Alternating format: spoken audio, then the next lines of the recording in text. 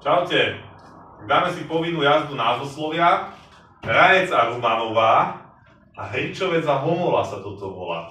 To je Bániková Bystrá, Babica a toto je Minčol a Magúrka.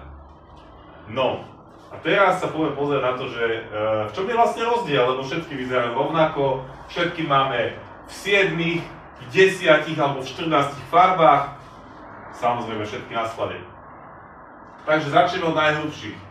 Vlastne Bániková Bystrá a Babica sú naše najteplejšie mikiny, pričom Babica je predĺžená, ohodne predĺžená, je to taký skoro kabátik.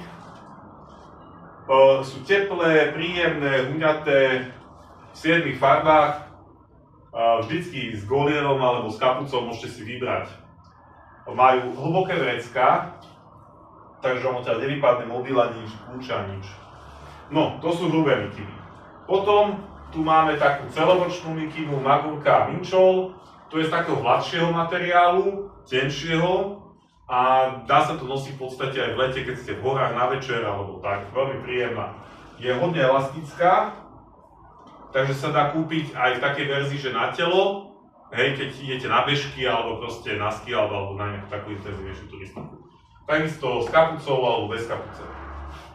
No a potom tu máme dve novinky. Tento fešák má na sebe našu najtenšiu mikinu. Je to 100% merino. Veľmi dobre zbaliteľná. Fakt tá mikina je taká relatívne malá. Robíme ju v 14 farbách. Možno aj viac bude ešte. Vždycky to robíme v kontraste s čiernym zipsom. Zistili sme, že to veľmi dobre vyzerá. Ten čierny zips to fakt zdôrazní tie farby. Máme svetlé aj tmavšie farby. Takisto teda golier, kapuca.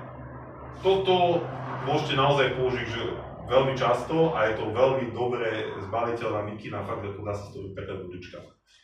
No a potom tu máme ďalšiu novinku tejto sezóny, tiež 100% merino v 10 farbách. Aj kapucka je k tomu. Takisto v kontraste s čiernym zipsom to bude robené. Hlboké vrecká a všetky tie mikiny, aj Bánikov, Bystrá, aj tieto majú taký dlhší strih. Toto je trošku taká dlhšia, som si nechal tak predĺžiť, že až pod zadok, ale reálne tie mikiny majú dlhší strih, že nie je to do pása, takže vám nebude zima na kríže, ani na zadok, ani na bedrové klby, babi, máte zakryté tuto, takže to bude v pohode. No, tuto máme takúto pekný šálik, sme si urobili, tuto je tých 7 farieb, ďalšie šaliky sme nestihli, ale keď chcete vidieť tých 14 alebo 10, tak na e-shope.